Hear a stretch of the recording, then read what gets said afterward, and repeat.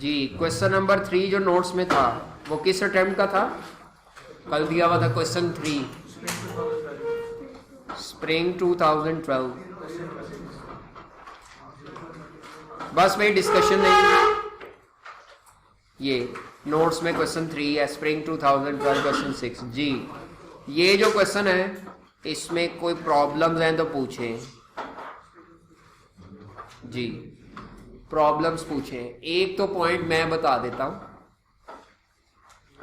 इस क्वेश्चन में कहीं लिखा हुआ है कि एंडिंग इन्वेंट्री या closing stock 80% of the projected sales, ये लिखा हुआ है कहीं पे 80% ऑफ प्रोजेक्टेड सेल, ये फिक्रा कहीं लिखा हुआ है क्वेश्चन में, पॉइंट 1 में लिखा हुआ है 80। पूरा फिक्रा क्या है?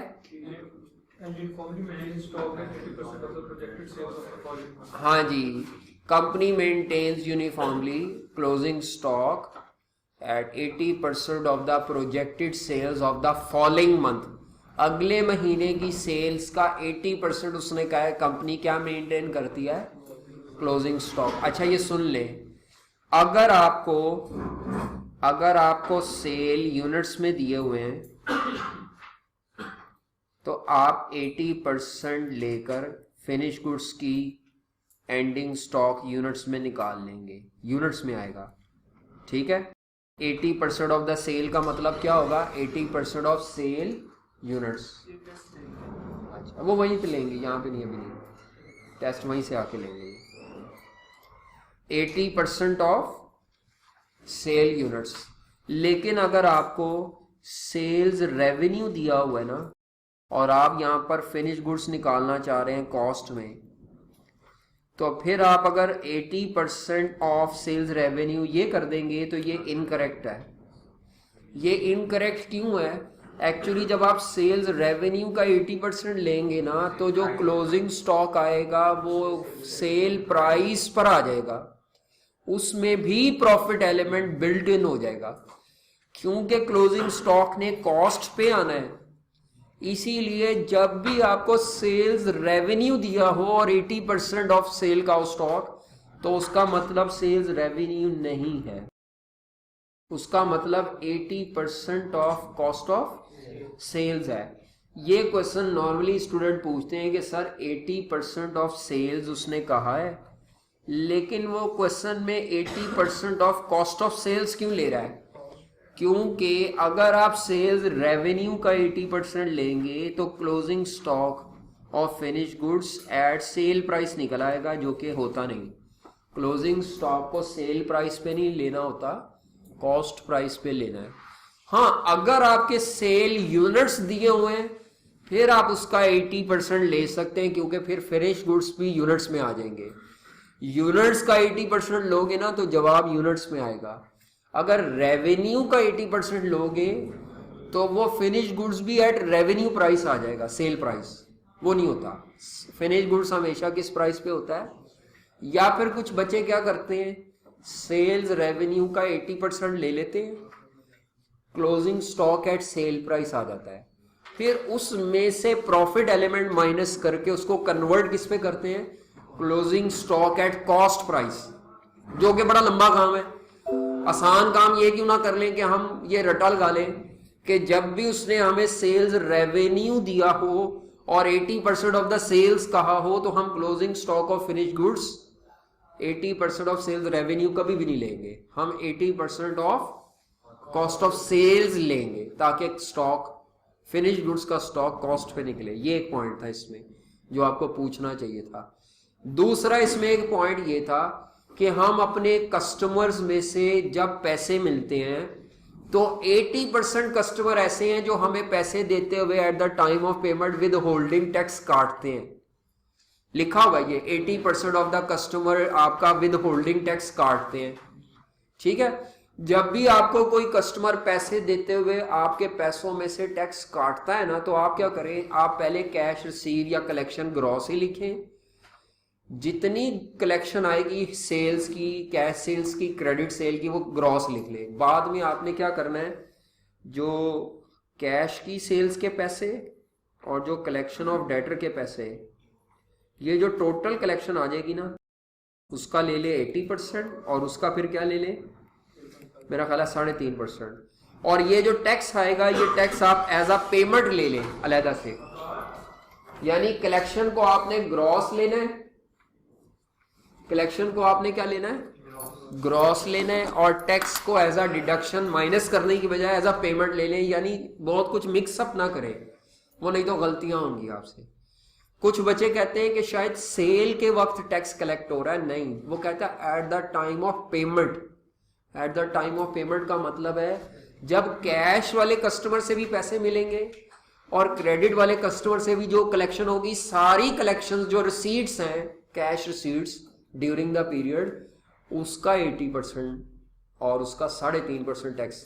80 क्यों ले रहे हैं, सारे कस्टमर टैक्स नहीं काटते, सिर्फ कितने परसेंट कस्टमर काटते हैं, 80%। बात समझ आई है। Reading at the time of sale ही लिखा हुआ है, at the time of payment लिखा हुआ है, ठीक है। और कोई सवाल इसमें पूछना हो? क्वेश्चन नंबर 5 आपको दिया था, जो किस अटेम्प्ट का था, ऑटम 2002, क्वेश्चन 6 जी।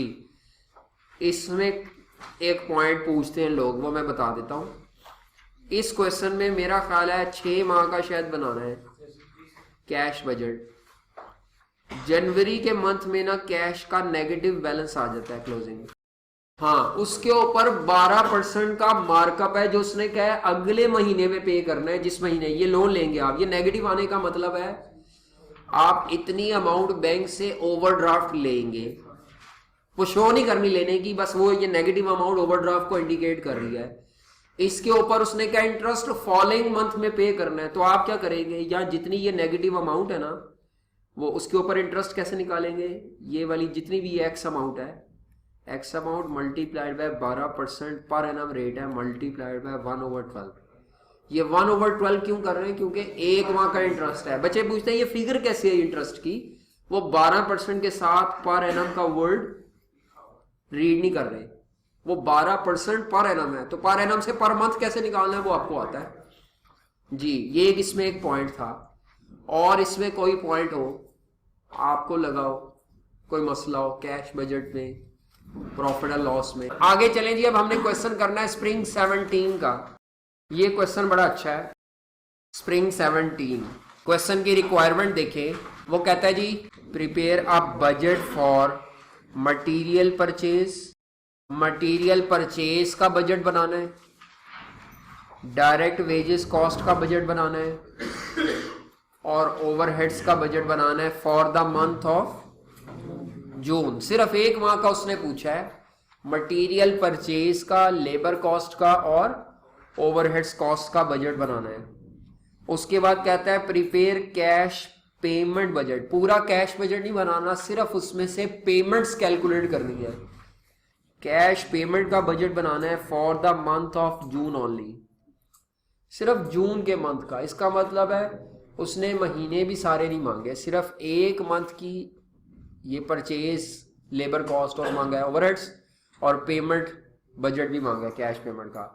अब डाटा देखें, वो कहता है जी double crown is engage in manufacturing of a product जी। जी मैन्युफैक्चरिंग बिजनेस है जी। सेल्स प्रोजेक्शंस, प्रोजेक्शंस कहते हैं एस्टिमेटेड डाटे को। ये सारा डाटा नीचे एस्टिमेटेड दिया हुआ है। Sale projections according to company's business plan for the year ending December 17 और एज फॉलोस। पूरे साल का कोई बजट का प्लान था, उसमें से इन्होंने 4 माह का आपको बजटेड डाटा दिया हुआ है। हाँ जी, सेल्स मई जून जुलाई अगस्त में रुपीज इन मिलियन दिया हुआ है। क्या दिया हुआ है? Rupees in million. तो उसने आपको सेल्स रेवेन्यू दिया हुआ है, और ये बजटेड सेल्स रेवेन्यू है क्योंकि प्रोजेक्शंस लिखा हुआ है। अच्छा, मई में 60 मिलियन, जून में 55, 70 और 68। हमें वैसे कंसर्न किस मंथ से है ज्यादा? जून से है। हाँ, मई के मंथ की भी शायद कोई कलेक्शन या शायद कोई पेमेंट आ जाए, लेकिन मेन हमें कंसर्न किस मंथ से है? जून से। आगे चले, कहता है जी goods are sold at a gross margin of 40% on sale. जी कंपनी कितना जीपी कमाती है? अगर 40% जीपी है तो कॉस्ट ऑफ सेल्स कितनी होगी? 60%। उसने आपको सेल्स रेवेन्यू भी दे दिया है, उसने आपको जीपी का रेट दे दिया, मीन जीपी भी आ गया, आप कॉस्ट ऑफ सेल्स भी डिटरमिन कर सकते हैं। उसके बाद उसने कहा है जी ratio of direct material, direct wages, overhead expenses is 631। Material labour production cost का पार्ट होता है, मटेरियल लेबर ओवरहेड तीनों चीजें किसका पार्ट होती हैं, प्रोडक्शन कॉस्ट का पार्ट होती है। तो आपका मटेरियल लेबर और ओवरहेड्स में अगर आपने प्रोडक्शन कॉस्ट को ब्रेकअप करना है, कॉस्ट ऑफ सेल्स को नहीं, प्रोडक्शन कॉस्ट को ब्रेकअप करना है, तो वो किस रेशो से ब्रेकअप होगा, 6/10, 3/10 और 1/10। अच्छा, ये जो डायरेक्ट मटेरियल है ना, ये मटेरियल कंज्यूम्ड होता है, जो कॉस्ट ऑफ सेल्स में या प्रोडक्शन कॉस्ट में आता है, ये मटेरियल कंज्यूम्ड होता है। मटेरियल कंज्यूम, मटेरियल के बाद लेबर कॉस्ट और ओवरहेड्स। अच्छा जी, नॉर्मल लॉस कहता है 5% होता है किन यूनिट्स का, यूनिट्स कंप्लीटेड का, यानी जितने यूनिट्स आपके मुकम्मल होते हैं उसमें से 5% क्या हो जाते हैं, नॉर्मल लॉस होते हैं। अच्छा जी, उसके बाद इन्वेंट्री लेवल्स उसने आपको दे दिए हैं। अच्छा, ये जो नॉर्मल लॉस है, मैंने आपसे कहा था अगर क्वेश्चन में नॉर्मल लॉस हो और आपने प्रोडक्शन कॉस्ट खुद से कैलकुलेट करनी हो तो आप इनपुट क्वांटिटी की लेते हैं। इनपुट क्वांटिटी का मतलब होता है good units plus loss units मिला के तमाम यूनिट्स प्रोडक्शन स्टार्टेड की कॉस्ट लेते हैं। और अगर उसने आपको सारा डेटा एस्टिमेट करके दिया हुआ है तो उसने ये नॉर्मल लॉस जो 5% है इसकी कॉस्ट भी मटेरियल लेबर ओवरहेड्स में अकाउंट फॉर कर ली होगी। तो ये यूनिट जाया हो रहे हैं, प्रोडक्ट्स, तो प्रोडक्ट अगर जाया होती हैं तो प्रोडक्शन कॉस्ट के अंदर नॉर्मल लॉस को हम अकाउंट फॉर कर चुके होते हैं, ये कर लेते हैं। खुद निकाल रहे हो तो कर लेते हैं, और अगर पहले से प्रोडक्शन कॉस्ट दी हो तो हमें करके दी हुई है। असल में अब इस क्वेश्चन में प्रॉब्लम ये है, अगर आप अपनी कल की इनकम स्टेटमेंट का फॉर्मेट देखें ना तो उसने आपको सेल्स दे दी, ये जीपी दे दिया, समझ आ रही है आपको। अच्छा, सेल और जीपी से आपके पास क्या आ जाएगी, कॉस्ट ऑफ सेल। अच्छा, ओपनिंग, अब इधर अगर आप कॉस्ट ऑफ सेल में आता हूं तो मटेरियल कंज्यूम के अंदर ओपनिंग स्टॉक है, परचेज है, ये आपको फाइंड करना है, ये purchase.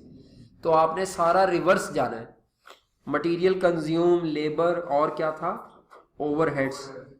Opening stock work in process का, ये वर्क इन प्रोसेस का था, ये कहीं पे भी नहीं अभी तक पता चला। ये क्लोजिंग स्टॉक किसका था, वर्क इन प्रोसेस का। Opening stock of finish goods, closing stock of finish goods, ये सारा डाटा असल में इस क्वेश्चन में उसने आपको रुपीस में डाटा दिया है और सारी रिवर्स कैलकुलेशन करवाई है। क्या करवाई है, रिवर्स। अगर आप अपना कल का फॉर्मेट देखें तो सेल्स आपको दी हुई है, क्वेश्चन में दी हुई है ना, सेल्स रेवेन्यू क्वेश्चन में, जीपी भी दे दिया है। अब सेल और जीपी दे दिया है तो कॉस्ट ऑफ सेल के अंदर से आपने मटेरियल परचेज निकालना है। अपना पुराने वाला तरीका नहीं अप्लाई होगा मटेरियल परचेज का, वो जो प्रोडक्शन यूनिट्स निकालते थे और फिर उसके बाद मटेरियल रिक्वायर्ड फॉर प्रोडक्शन, वो यहां अप्लाई नहीं हो सकता। अच्छा, आगे क्या कहता है, मटेरियल की इन्वेंट्री कितनी होती है जी आपके बिजनेस में, अगले महीने की प्रोडक्शन रिक्वायरमेंट का या मटेरियल कंज्यूम के बराबर लेते हैं इन्वेंट्री। और फिनिश गुड्स में इन्वेंट्री कितनी होती है आपकी, अगले महीने की बजटेड सेल का।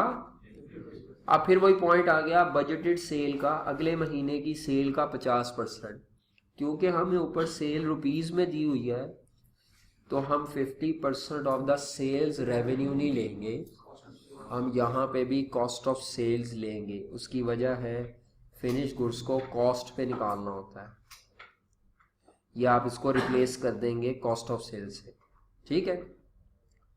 आगे कहता है जी तमाम परचेजेस में से 10% परचेजेस किस में है, कैश में है। वो इसका मतलब है मई की परचेज मई में पे हो जाएगी, जून की परचेज 10% जून में, रिमेनिंग 90% कहाँ पे होगी, remaining purchases are paid in the following month. तो आप ये कह सकते हैं कि जब हम पेमेंट्स निकालेंगे जून के मंथ में, जून की परचेज का 10% पे होगा और मई की परचेज का 90% पे होगा। उसके बाद कहता है जी direct wages include company's contribution at 5% of direct wages toward canteen expenses. कहता है जी आपकी जो वेजेस है ना उसमें कंपनी का कंट्रीब्यूशन भी शामिल है, और कौन से एक्सपेंसेस का? कैंटीन एक्सपेंसेस का। An equal amount is deducted from employees wages, उसी के बराबर अमाउंट एम्प्लॉय की वेजेस से भी काटी गई है, इज डिडक्टेड। आगे कहता है direct wages are paid on the last day of each month, wages तो उसी महीने में पे की जा रही है। बोथ कॉन्ट्रीब्यूशंस, कॉन्ट्रीब्यूशन से क्या मुराद है? एम्प्लॉय का और एम्प्लॉयर का कॉन्ट्रीब्यूशन कहता है are paid to canteen contractor in the following month. ये जो कॉन्ट्रीब्यूशन है ना ये किसको पे किया जा रहा है? कैंटीन कॉन्ट्रैक्टर को, और वो अगले महीने में पे किया जा रहा है। अच्छा ये जरा समझ लें, किसी भी इदारे में जो कैंटीन होती है वो एम्प्लॉयज के लिए अगर है तो वो या तो फ्री ऑफ कॉस्ट होती है या सब्सिडाइज्ड होती है, और वो कंपनी खुद नहीं चला रही होती कैंटीन। जैसे यहाँ पे कैंटीन कौन चला रहा है? कॉन्ट्रैक्टर चला रहा है। अब होता ये है कि जब कंपनी सब्सिडाइज रेट पे वहाँ पर वर्कर को खाना देती है या कोई भी चीज़ देती है, तो वो कॉन्ट्रैक्टर तो नहीं पैसे सस्ते करता, वो क्या करता है? वो कुछ पैसे एम्प्लॉई से लेता है और कुछ पैसे क्या होता है? वो कंपनी से लेता है। तो एक्चुअली कंपनी एम्प्लॉई को जितनी वेजेस एक्सपेंस बनता है ना वो सारी वेजेस नहीं देती, उसमें से 5% कैंटीन के खर्चों के लिए उसकी वेजेस काट लेती है, पैसे उसको 95% देती है। वो 5% एम्प्लॉई की सैलरी से काटे हुए पैसे और 5% एम्प्लॉयर अपनी जेब से पैसे कंट्रीब्यूट करके ना कैंटीन कॉन्ट्रैक्टर को सारे खर्चे के पैसे दे देता है। समझ आ रही है बात आपको? यानी हुआ क्या है यहाँ पे, कंपनी ने एम्प्लॉय को जितनी भी वेजेस देनी थी कंपनी उसमें से कितनी वेजेस पे कर रही है? यानी फॉर एग्जांपल 100 रुपया वेजेस है, 95 रुपया वर्कर को पे किया जा रहा है सेम मंथ में लास्ट डे में, 5 रुपए ये मिला के और 5 रुपए और मिला के एम्प्लॉयर के, टोटल कितने पैसे हो गए? ये मिला के ये किस मंथ में पे किया जा रहा है? इसका मतलब है ये 5 रुपए भी कंपनी ने वेजेस एक्सपेंस में इंक्लूड किए हुए हैं। कंपनी वेजेस एक्सपेंस कितने का काउंट कर रही है? 105 का। कितने का काउंट कर रही है? 105 का। उसी में वेजेस इंक्लूडेड है, उसी में एम्प्लॉयर का कंट्रीब्यूशन है। अगर मैं आपसे पूछूं कंपनी का एक्सपेंस कितना है तो 105 ही है, यहाँ से टोटल कर लो चाहे। ये 95 भी कंपनी दे रही है, ये 5 एम्प्लॉय को देना था, किसको दे रही है? कैंटीन वाले को। ये पैसे अपनी जेब से कैंटीन वाले को दे रही है, तो कैंटीन वाले को टोटल जो पे किया जा रहा है वो 10 रुपये पे किया जा रहा है अगले मंथ में। समझ आ गई ये बात? अज्यूम फिगर्स हैं।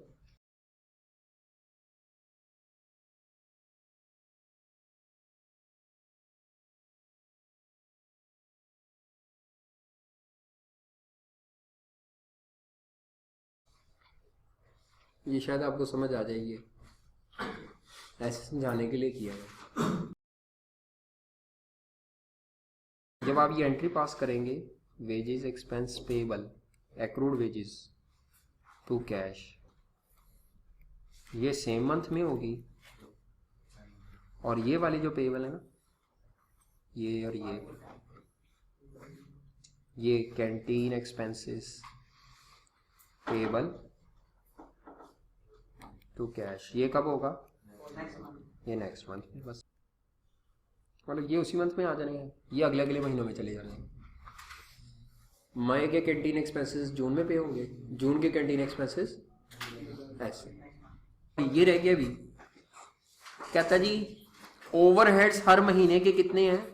ओवरहेड्स हर महीने के इंक्लूड है depreciation on plant and factory building rent amounted to ₹0.2 million and 0.1 million. लफ्ज पीछे क्या लिखा हुआ है?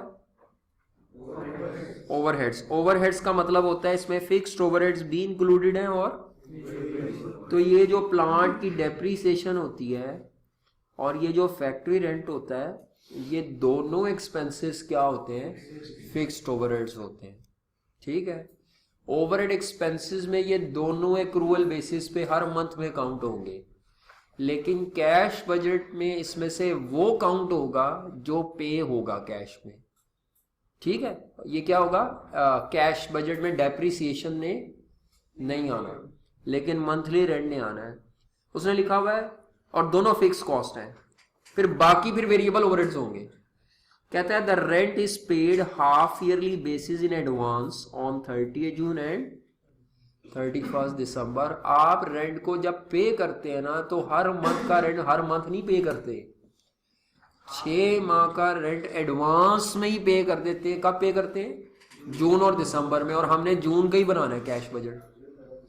तो मेरा ख्याल है 0.1 मिलियन का रेंट है एक महीने का, तो 6 माह का कितना बना, एक्रूअल के तहत हर महीने 0.1 मिलियन आ रहा होगा एक्सपेंस, लेकिन पेड कितना होगा, जिसमें एक महीने का उसका अपना होगा, बाकी अगले महीने का एडवांस। तभी वर्ड एडवांस लिखा है उसने। बात समझ आती है।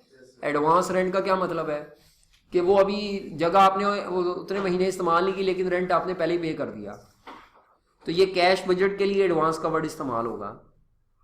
चलो अब इसमें आपने क्या करना है, आपने मटेरियल परचेज निकालना है, वेजेस कॉस्ट निकालनी है, और क्या निकालनी है, ओवरहेड्स। चले, तो मुझसे जून के मंथ का मांगा है, लेकिन मैं तो एक मंथ एक्स्ट्रा बना लेता हूँ, पहले और एक बाद में, एक मंथ एक्स्ट्रा पहले और एक बाद में, क्योंकि कई दफ़ा लिंक होता है। तो मैं इनकम स्टेटमेंट को रिवर्स करने जा रहा हूँ अब, जो कल आपको बनवाई थी। लिखें जी सॉल्यूशन में, और जुलाई मैं ₹1000 में लिखूंगा,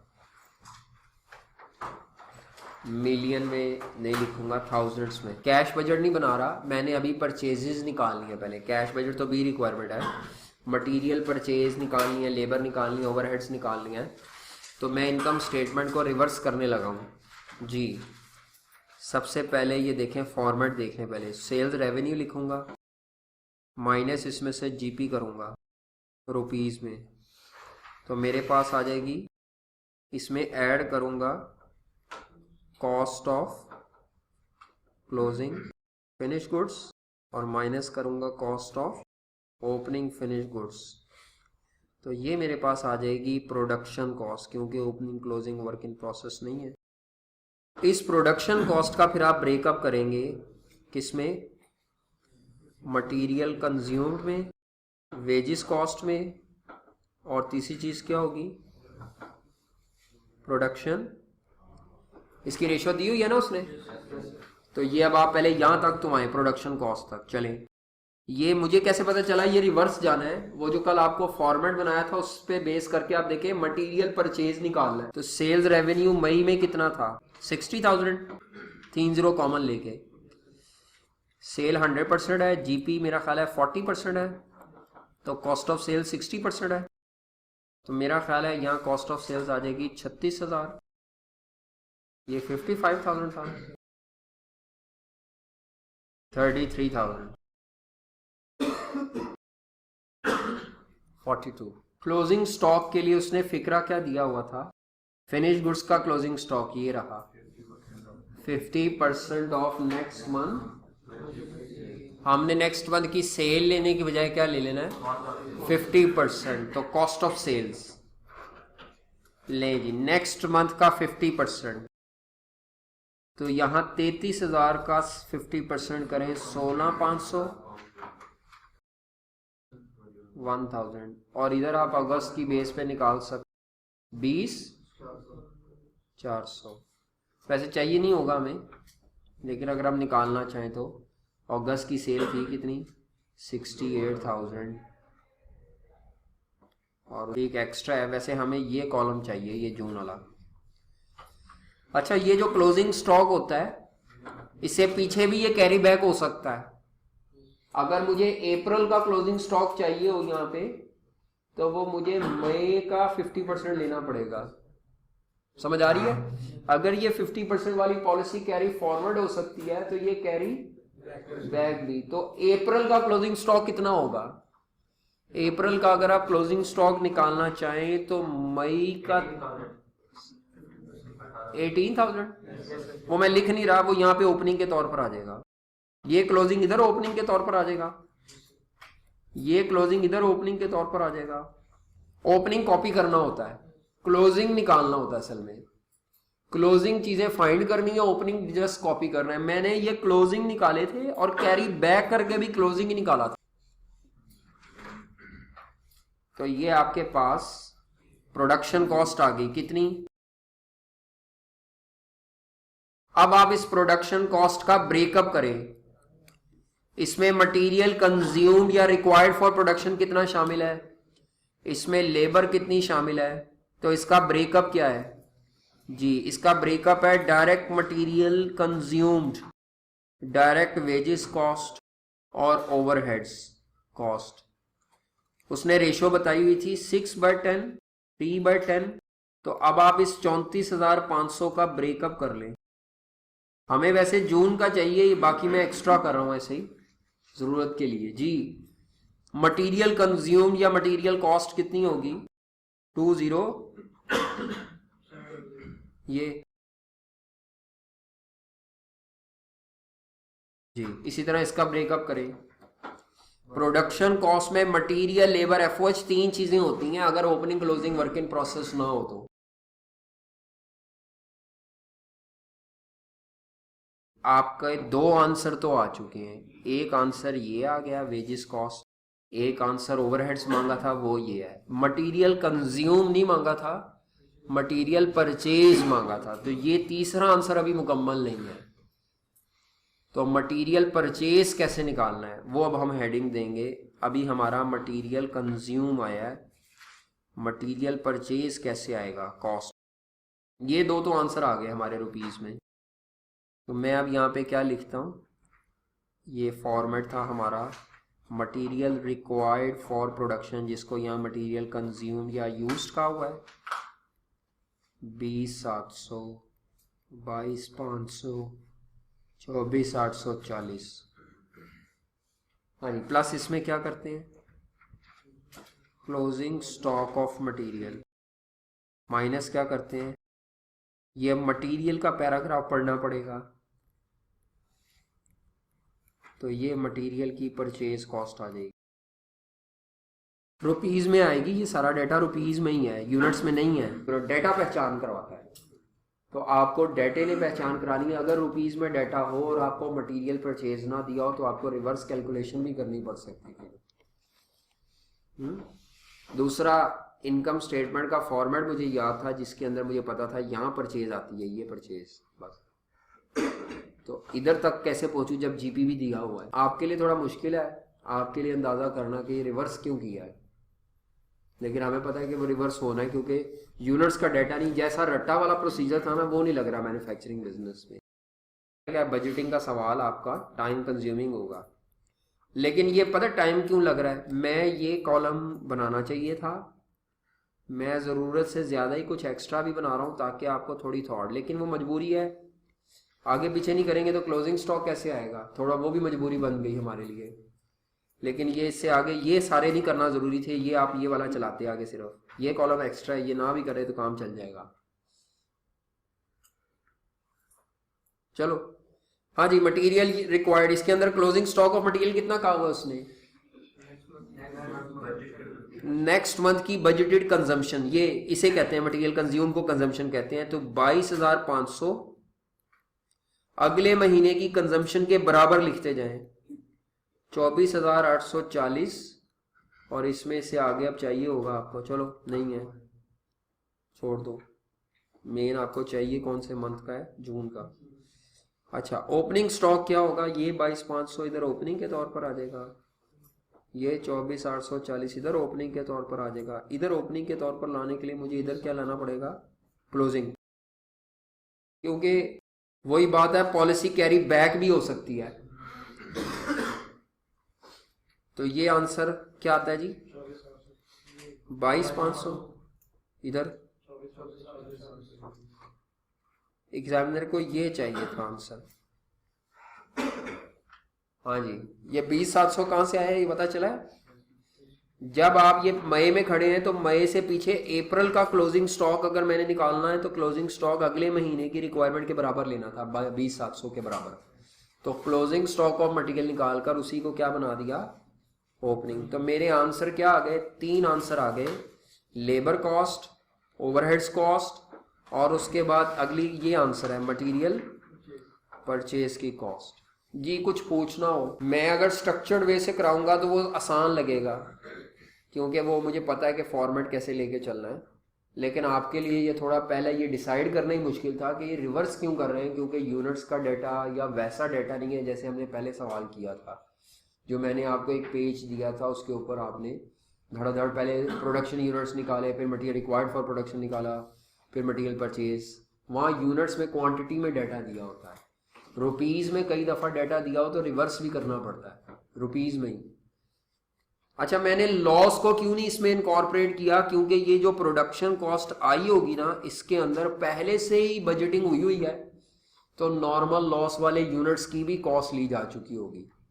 production cost is taken for input quantity, ठीक है, production cost is taken for input quantity. ये फिक्रा याद करें, बेसिक्स में बताया था। Production cost is taken for input quantity, जितनी क्वांटिटी आपने गुड यूनिट प्रोड्यूस किए या जितने ज़ाया किए उनको मिला के इनपुट क्वांटिटी की प्रोडक्शन कॉस्ट लेते हैं। इसी तरह मटेरियल की कॉस्ट जो है, मटेरियल कंज्यूम अगर आप ले रहे हैं तो उसमें मटेरियल जो प्रोडक्ट पे लगा वो भी कंज्यूम ले रहे होते हैं, और जो ज़ाया हुआ मटेरियल वो भी। वैसे ये मटेरियल ज़ाया नहीं हुआ था, प्रोडक्ट ज़ाया हुई थी, यूनिट्स उसने कहा था। अब कैश पेमेंट कैलकुलेट करनी है हमने, रिक्वायरमेंट बी में कैश पेमेंट निकालनी है, हर किस्म की कैश पेमेंट जून के मंथ की। रिक्वायरमेंट ये खत्म हो गई है यहाँ पे। चले जी आगे बी ले जी, अब रिक्वायरमेंट बी की तरफ आते हैं। बजटेड कैश पेमेंट लेनी है किस मंथ की, जून के मंथ की। तो मैं फिलहाल यहाँ पे वही 3 कॉलम बनाई जाता हूँ। कौन कौन से मंथ थे, मई, जानबूझ के आल्दो वैसे आपने सिर्फ जून की लेनी है। सबसे आसान पहले मैं मटेरियल की परचेज की पेमेंट लेता हूं। क्या कहा था उसने, ये मटेरियल परचेज है ना रुपीज में,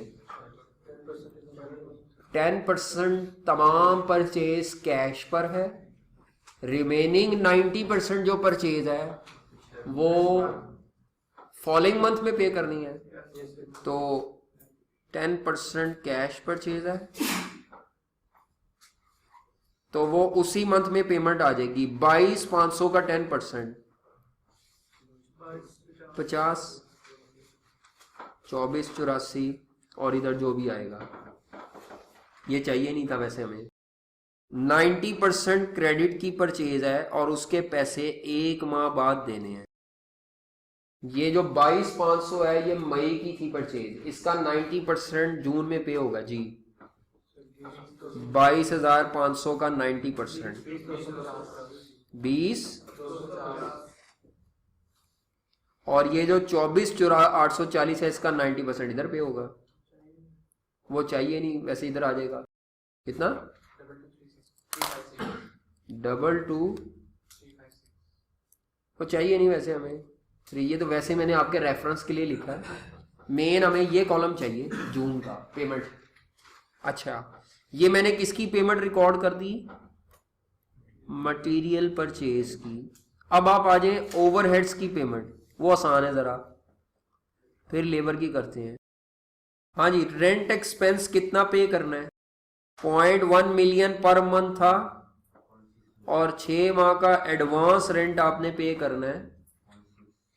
तो 0.6 मिलियन मतलब 6 लाख, 600 लिख रहा हूँ, 3 सिफर कॉमन लिए हुए ना, तो 6 लाख की पेमेंट आ जाएगी इधर। डेप्रीसिएशन को हम नहीं लेंगे, डेप्रीसिएशन नहीं ना पे करते, बल्कि ये एफओएच का ब्रेकअप करें पहले। ये जो एफओएच थे 3450, 3750, 4150 जी। रेंट एक्सपेंस पे हो गया। चलो मैं नीचे यहाँ पर एफओएच का ब्रेकअप कर रहा हूँ, जरा मुझे ब्रेकअप बताना। मई के एफओएच कितने थे, 34 एक्रूवल बेसिस पर आए हुए हैं। इसमें रेंट कितना आया हुआ है, 100 का। डेप्रिसिएशन एक्सपेंस कितना आया हुआ है, दोनों फिक्स हैं 200, तो बाकी फिर वेरिएबल ओवरहेड्स होंगे। बैलेंसिंग फिगर जून के एफओएच जो थे उसमें रेंट एक्सपेंस कितना था, इसी तरह जुलाई में। पॉइंट ये है कि रेंट की पेमेंट ऐसे नहीं है, रेंट मैंने लिख दिया है, डेप्रिसिएशन आती नहीं, वेरिएबल ओवरहेड्स की बैलेंसिंग फिगर है। अगर उसने कैश बजट में किसी भी एक्सपेंस के बारे में ना बताया हो कि ये कब पे हो रहा है, तो ये एज्यूम किया जाता है कि वो उसी महीने में पे हो रहा है जिस महीने का वो एक्सपेंस है। रेंट को क्यों नहीं लिया ये वाली अमाउंट को मैंने ऊपर, क्योंकि उसने खुद कहा हुआ था कि रेंट को एडवांस में पे कर दिया। डेप्रिसिएशन को क्यों नहीं लिया मैंने, नॉन कैश आइटम है, कैश बजट में आ ही नहीं सकती। अदर वेरिएबल ओवरहेड्स, वेरिएबल मुझे कैसे पता चला, क्योंकि ये ऊपर वाली दोनों क्या हैं, फिक्स हैं, तो बाकी फिर वो वेरिएबल ही होंगे। तो मई के जो थे रेंट एक्सपेंस खुद बताया हुआ था उसने, 3 सिफर कॉमन लिए हुए, ये याद रखिएगा। ये बैलेंसिंग फिगर है, ये भी एक्स्ट्रा कॉलम था, नहीं चाहिए था, ये भी एक्स्ट्रा था, ये चाहिए था, मेन बना दिए ताकि आपको समझ आ जाए क्या हुआ है। अब डायरेक्ट वेजिस का ब्रेकअप कैसे करूंगा, चलो ये पूछ लो को मसला है इसमें। तो 3 1 3 और आगे जो भी आएगा, ठीक है, वो लिख लीजिएगा। जिस मंथ का होता है वो उसी मंथ में लिखा जाता है। अच्छा, इसके बाद वेजिस की पेमेंट क्या है, डायरेक्ट वेजिस की पेमेंट, और वो जो कॉन्ट्रैक्टर को कैंटीन के पैसे देने हैं, कैंटीन की पेमेंट टू कॉन्ट्रैक्टर। प्रॉब्लम यह है कि वेजिस एक्सपेंस के अंदर दोनों अमाउंट्स इंक्लूडेड है, तो ये आपने वो जो 95% वेजिस पे करनी है, ये 95% कहां से आई वो बताता हूं जी। डायरेक्ट वेजिस का ब्रेकअप क्या है, हाँ जी, असल में वेजिस कितनी है, असल वेजिस 100% है, उसमें कंट्रीब्यूशन कितना इंक्लूड है एम्प्लॉयर का, तो आपको टोटल वेजिस कॉस्ट दी हुई है 105%, और ये टोटल वेजिस कॉस्ट हमने अभी ऊपर निकाली है, ये इधर ये निकाली हुई 10350 मई की। जून की कितनी है, अब आप इसको अगर करें अलग-अलग करें तो 10350 डिवाइडेड बाय 105% इनटू 100%, जी क्या आता है, ये एम्प्लॉयर का कंट्रीब्यूशन है, डीएल का, एम्प्लॉय का नहीं है, एम्प्लॉय का कंट्रीब्यूशन इसमें है। मैं एक्सपेंस का ब्रेकअप कर रहा हूं। अच्छा, ये 493 बनेगा। अगला करें 10536, इसी तरह जुलाई का कर लें। अच्छा, अब मसला पता है क्या है, ये जो असल वेजिस थी, इस वेजिस में से भी सारी वेजिस में से आप पूरी अमाउंट उसको वर्कर को पे नहीं कर रहे, आप इसमें से 95% वर्कर को पे कर रहे हैं, 5% काट के कॉन्ट्रैक्टर को दे रहे हैं अगले महीने। तो इसका मतलब है ये 9875 में का भी ब्रेकअप होगा। 9875 का ब्रेकअप कैसे होगा, 95% इसका आपने सेम मंथ में पे करना है, और जो बाकी 5% है जो एम्प्लॉय का है वो नेक्स्ट मंथ में, ये भी नेक्स्ट मंथ में पे होना है 5% जो एम्प्लॉयर का है। तो अब आप 9875 का 95% उसी मंथ में देंगे, 10714 का भी 95% उसी मंथ देंगे। 95 क्यों किया है, क्योंकि उसने वेजिस एक्सपेंस बताया है और उसमें से काट के पैसे देने हैं आपने वर्कर को, काट के पैसे दिए, तो इसका मतलब कैश पेड आपका 9875 नहीं होगा। तो वर्कर की जो असल, ये इसके इस तरह बनता है ये टेबल, वर्कर की जो असल वेजेस है 9875 माइनस उसमें से उसकी डिडक्शन 5% 493, तो वर्कर को जो पेड अमाउंट होगी, नेट अमाउंट पेड, वो होगी जो भी अमाउंट आती है, पता नहीं अब 5 में से 3 2, 17 में से 9 8, 9382, और इधर क्या होगी 10714 माइनस 536 जो एम्प्लॉय की डिडक्शन है, एम्प्लॉय की जी, ये सेम मंथ में अमाउंट एम्प्लॉय को पे हो जाए। आप समझ लें, मैंने समझाने के लिए कहा था 95 रुपए एम्प्लॉय को दे रहे हैं, 5 रुपए एम्प्लॉय के पैसों में से काट के कॉन्ट्रैक्टर को दे रहे हैं और 5 रुपए अपनी जेब से एम्प्लॉयर दे रहा है।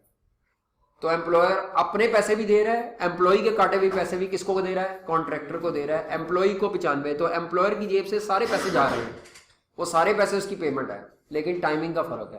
तो अब आप क्या करेंगे, मई में वेजिस कितनी पे करेंगे, 95% लेंगे इसका, 9857 का 64 चलो, और 10714 का 95%, और आगे भी 95% आ जाएगा। अच्छा, कैंटीन के जो पैसे देने हैं वो आपने मई के मई में नहीं देने, मई के 493 थे, 493 एम्प्लॉय वाले, 493 एम्प्लॉयर वाले, मिलाकर वो पैसे जो काटे थे एम्प्लॉय ने के और एम्प्लॉयर ने 986 यहाँ पर होंगे। यहाँ वेजिस एक्सपेंस और वेजिस पेड में फर्क है। वेजिस एक्सपेंस पूरी वेजिस है, पेड 95% है वर्कर को, बाकी 5% वर्कर की पैसे किसको दिए जा रहे हैं, कैंटीन वाले को, क्योंकि वर्कर ने वो खाया पिया है वहाँ। 986 और इसी तरह 536 प्लस 536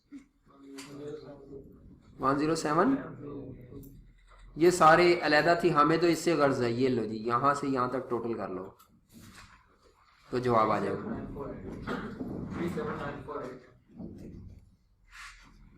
ये आंसर है जी, बाकी मंथ बेकार है, ये ऐसे ही बनाया था हमने, ये भी ऐसे ही बनाया था, यूजलेस है, सिर्फ अंडरस्टैंडिंग के लिए था। कल आप ये क्वेश्चन करके आना है जी, होमवर्क लिख लें, ऑटम 17 का क्वेश्चन नंबर, इसके अंदर कॉस्ट ऑफ सेल निकालनी है आपने, तो जिसको कॉस्ट ऑफ सेल का फॉर्मेट आता है वो फटाफट कर लेगा। कॉस्ट ऑफ सेल का फॉर्मेट होता है opening stock, material opening plus material purchase minus material closing material consume plus labour plus variable plus fix, फिर opening work in process minus closing, फिर opening finish goods minus closing, लो cost of sale आ गई। चलो जी, okay, अल्लाह हाफिज।